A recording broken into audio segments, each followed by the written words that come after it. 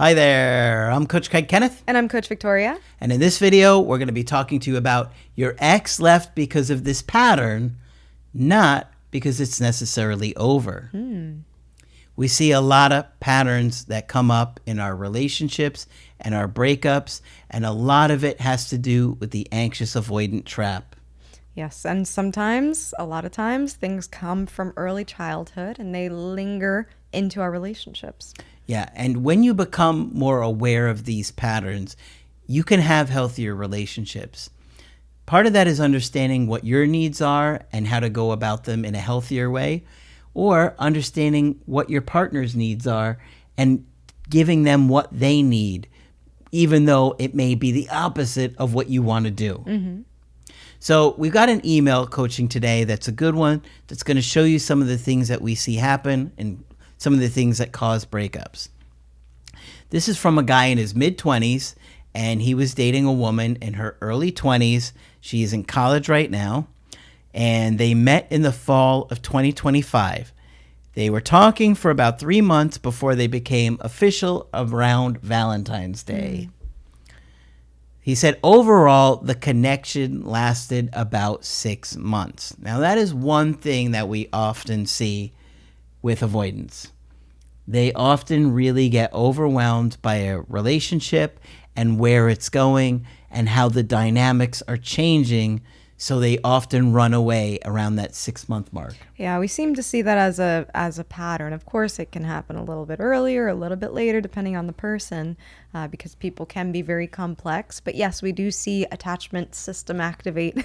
Sounds like a technology term, but we do at around this time period. And I suspect because you start to really get to know a person, it's enough time for some of those flaws to really start to come up, and a lot of that fear starts to come up too. Absolutely.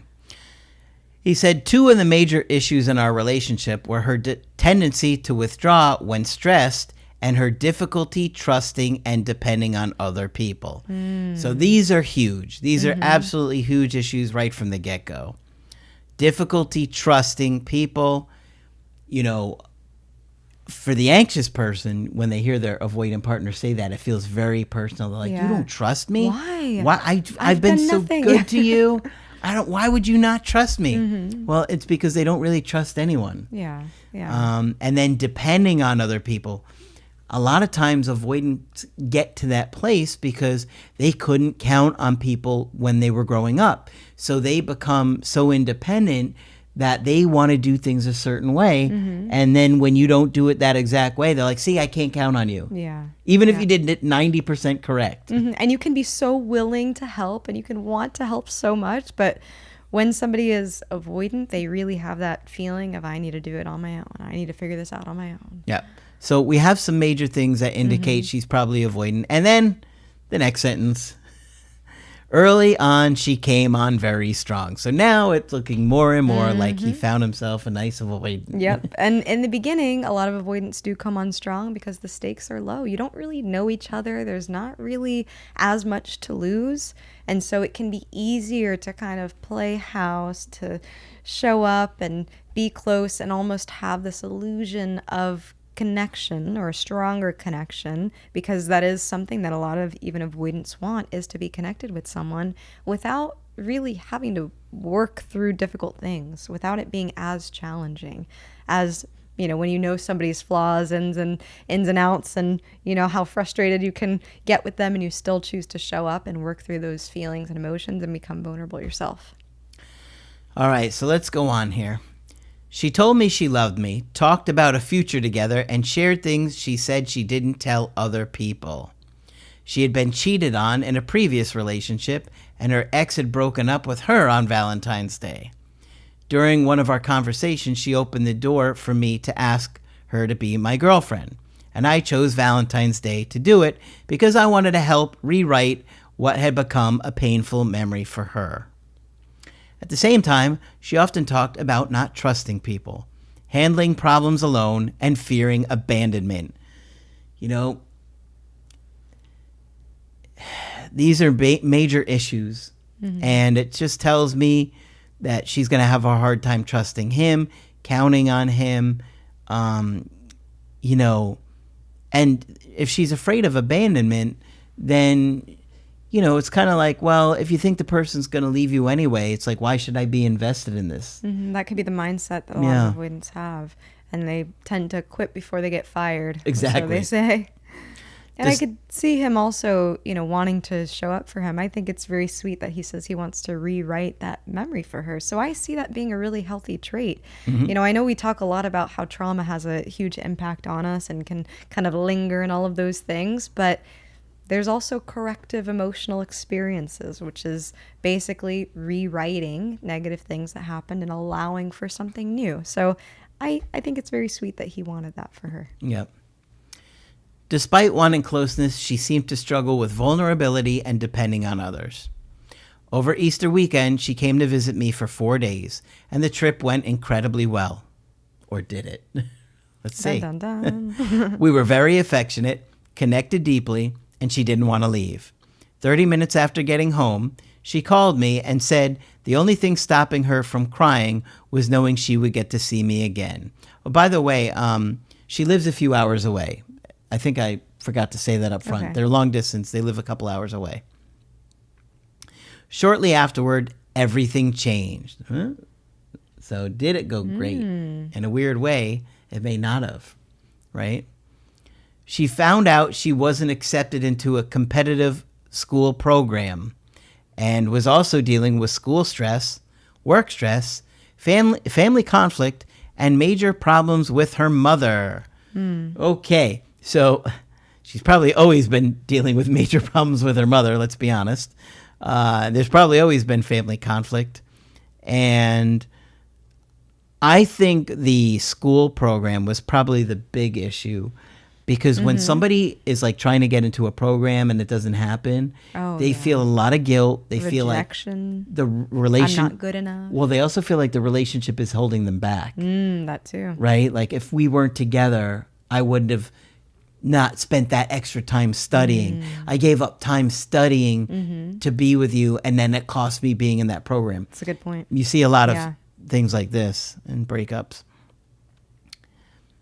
As the pressure increased, she became more distant, communicated less, and began isolating herself instead of leaning on me for support. And this is really where you want to take out the lens, right? The glasses, and say, okay, how does this person manage stress? How do they deal with it? Nobody's perfect. Nobody's going to deal with stress 100% okay, but you do want to look out for those patterns. In May, she ended the relationship. Her breakup message said she wasn't herself, felt like she was falling apart mentally and emotionally, didn't want me waiting for her, couldn't give me what I deserved, needed to be alone, and didn't want to be with anyone right now. Based on everything she was dealing with, I understood why she felt overwhelmed, but was still devastated. Of course, no surprise. I mean, for him, on his end, he's like, I don't mind all these issues. I'll be patient, or I love you and care about you enough to work through this. So it's really frustrating when the avoidant comes up with these reasons that feel like excuses in many ways. Yeah. What confuses me is what happened after the breakup. Only 4 days later, she broke no contact herself to tell me about an argument with her mother. Well, think about that. She's so stressed out about the argument with mom that she reaches out to him for comfort and support, not thinking about how that's going to impact him or confuse him or lead him on. So it's kind of selfish on her part. The next day, I suggested taking things slowly without labels, and she agreed. About 2 weeks later, she accidentally greeted me with, "Hey, love," before correcting herself. See, it's like that Freudian slip. Hey, love. Ooh, wait. Because for him, that feels like everything. For him, that's like the best thing she could have done. And for her, it's like, ooh, I just slipped. Yeah. It's like, oh, man, it feels like a knife to the gut. Later, when I opened up about my feelings in the relationship, she told me we should work on our relationship. Okay. Okay. All right. That's what you want to hear. I suggested that if we were going to have a chance, we needed to learn to lean on each other instead of handling everything alone. She agreed and told me I could tell her anything. Okay. All right. Then something happened that I still don't understand. She was actually the one who offered a phone call, but never followed through. Instead, she disappeared. About a week later, she reached out again. We talked throughout the week about work, life, and the gym, and her cats, because she kept initiating contact. I started believing we were slowly rebuilding something. Then, communication faded again, and eventually she only reacted to my last message with a heart. And this is really where it gets to, okay, the relationship is demanding something. It's not demanding a lot. It's demanding for you to learn how to be vulnerable and actually have your partner there as support. But that can be really difficult and can be a task for somebody who's avoidant. So I could see at this point, she's trying. There's that point of, yeah, let's have a phone call. Let's, connect more. But the follow through is not there. Yeah. Recently, I realized I was obsessing over social media looking for answers. I noticed she followed a guy on Instagram and immediately started creating stories in my head despite having no evidence that anything was going on. Isn't it interesting how one tiny thing can absolutely consume us? Yeah. Right? So she followed a guy on Instagram. And Good now, on him for being aware of that, because not aware of the guy following her on her following the guy. Okay, I thought you were giving props to the stalking. That is some grade A Excellent stalking. work. You went through all 700 of her followers and you found the new one? Excellent work, detective. No, I meant You're good on- hired. The S. Craig investigative team. Oh gosh, no. No, but good on him for being able to observe his own thoughts and recognize, oh, I'm stalking over here. I'm getting anxious over here and overanalyzing. So good on him for that. Good work, detective. And the stalking. I've realized that every follow, unfollow, or like became something I analyzed because I was searching for certainty when none existed. Okay. Awareness. And you know what? This is just about every one of you watching this video. So if you aren't stalking on this level, step up your game. No. No. Kidding, of course. But yeah, many of you are at this level. Many of you are beyond that level in ways I cannot comprehend. Because of this, I've decided to go into complete no contact and focus on myself rather than trying to interpret every mixed signal. I feel like I was living in a gray area and spending too much time and energy trying to understand what she was thinking instead of focusing on my own growth. Good for him for starting to see all this stuff. He's doing a really good job. And he's got some questions here that we're going to go through. Does this sound like someone who became overwhelmed and withdrew because life became too stressful? I think that's part of it. I agree. I think we have someone that is probably easily stressed by life. I think mom has probably been one of the major stressors of her life, if not the most major stressor of her life. She doesn't trust people. She doesn't like to rely on people. And yeah, so I think mom was overwhelming her, but I also think the big issue was the school, not getting into that program. Right. And I agree. I don't think that the issue is so much that life became too stressful, because in a partnership, you're going to endure life together, including life's stressful and splendid moments. And so I think it's less about life becoming too stressful and more so about how a person manages stress and manages anxiety. So the more secure we are, the more emotionally in tune with ourselves we are, the more emotionally intelligent we are, the more we're able to regulate when life becomes stressful, the more we're able to rely on others when life becomes stressful. And it sounds like that whole mechanism for her is still in the works. Yeah. Do you see signs of avoidant attachment or fear of vulnerability? Absolutely. Yes and yes. Yes. Yeah, definitely. We went through those pretty thoroughly up front. Why would someone say they don't want a relationship, then later say they want to work on the relationship slowly? Well, I think the idea of it sounded nice, and I think you probably were very patient and loving and kind to this woman, and she probably thinks that you were great in a lot of ways. And I think it's telling that she did call you when she was dealing with stress with her mother.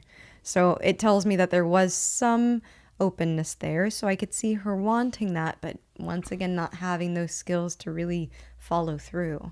Yeah. she could say it in the moment and really mean it, Mm-hmm. but then the idea of actually going through it and all the challenges, the emotions it takes to do it was too much for her. How do you interpret someone repeatedly breaking no contact while remaining emotionally inconsistent? How do we interpret someone repeatedly breaking no contact? Well, I think she liked connecting with you, and she wanted to connect with you because it probably felt good to connect with you. Mm-hmm. But again, I don't think she was ready to deal with the actual consequences and the energy and the consistency that it would take. Yeah. And I think the interpretation here, from what you've shared with us, it sounds like you've been pretty much the same with your intentions in terms of this relationship and wanting it to work out and being willing to be patient with her. So you could see that the inconsistency on her end is really what's keeping this from moving forward as far as we know. So that's the information we have, and we have to and be willing to accept her decision on this, including that decision being silence. Am I reading too much into social media because I'm looking for certainty where none exists? Probably. Yeah, I mean, look, as far as we can tell, the only thing that you saw was that she followed one person, right? And now we don't know who this person could be. Right. And likes and other things. We don't know the full story. So it's, it's hard to say. It's one of those things where it could be something, but it could be nothing. Yeah. It's just such a tiny little thing. You follow somebody. Could be a friend of a friend. Could be somebody she went to high school with. It could be anybody. It could be somebody she works with. It could be, so. But I do agree with him on looking for certainty where none exists. You know, you want an answer because you're not getting clarity from her, and that makes sense. Most importantly, based on these patterns, is there still a realistic potential for reconciliation? Okay, so look, you guys are both very young, and you're long distance, and she's avoidant, and it sounds like she's got a lot of stress in her home life. Sounds like she's got a lot of conflicts with mom, conflicts with family. So there's a lot of things that make me think, okay, if she's not able to, keep that out of her relationship, like if she can't set strong boundaries and say, I'm in a committed relationship, that's my focus, and I'm going to push everything out, then it's going to impact her mood, her ability to stay in a relationship, have the energy to give you. And I think there was some guilt there that she felt like she couldn't give you what you wanted. Right? I think she said something along those lines about not giving you what he needs, right? Wasn't there something like that? I think so. So I think you have some big hurdles here because it's not like she's, in her late 20s or something and she's ready for something meaningful and long term. She's trying to get into this school program that's probably going to be her focus right now. And then she's probably going to say to herself, I almost didn't get in. I had to work really hard to get in. I can't afford to allow a relationship to distract me. Yeah. I feel like she could say these things. Yeah.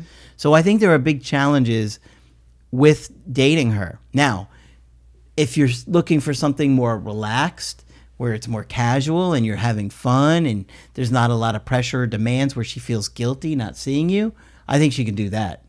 And it sounds like there is some emotional connection there, once again, for her to reach out to you when the situation was happening with her mom actively. So I do think there is that possibility, but once again, you always want to be aware of how somebody is handling stress. More than likely, there's going to be more stressful things that happen in the future. And I would ultimately want you to be able to have the relationship that you want as well. Sometimes, and we talk about this in our other videos about being friends with exes. Sometimes you'll end up taking on this de-escalated version of the relationship. And that might not be something that you want or something that works for you. You don't want to be, the emotional hotline for her of whenever something is happening. You're one person that got close enough to know some of these things, and so she relies on you for that emotional support. So you also want someone who's able to meet you where you're at. And sometimes we, talk about making relationships work with those who are more avoidant, but we have to factor in all of these other things as well too. So Do I think that there's a chance? I think there's a possibility, but I would be thinking about what you want in a relationship and if this person is able to meet you there. Because I can see that you're somebody who's more than willing to go the extra mile for a partner, willing to, work with somebody even who's had difficult past experiences and work through somebody's relational traumas and issues. And I think that's really valuable. So if you're having somebody who can meet you where you're at and being willing in the very least to show up and follow through, I think that would be a good situation for you. And maybe that is her if there's some work there, but I would consider what's happening and what is actively going on. If it was me, I would make my focus on understanding attachment styles, doing this stuff, like the course or the workbooks, and really understanding this stuff, because if she comes back and you want to have something with her, you really want to understand her. And the bottom line is, it's going to help you in all your relationships with her or anyone else. The more work that you put in, the more you're going to feel more confidence in who you are and how you're showing up in your relationships. Exactly. So leave her be. Let's see what she does. I would just try and have a more casual situation where there's not a lot of pressure on her. And I think that could really help her spend time with you without feeling guilty. But also think about what you want. Well, that too. Yeah. But if you want to be with her, these are some of the things you might have to do. Okay. Hopefully this one's been helpful to you. If you'd like to get our help personally, you could do that on my website, askcraig.net. I do email coaching and I do Zoom calls. Coach Victoria is also available for Zoom calls. I'm here whenever you'd like to chat. Just click on her name on the top of the website to schedule with her. But that's it for this video. I'm Coach Craig Kenneth. And I'm Coach Victoria. And we will talk with you soon.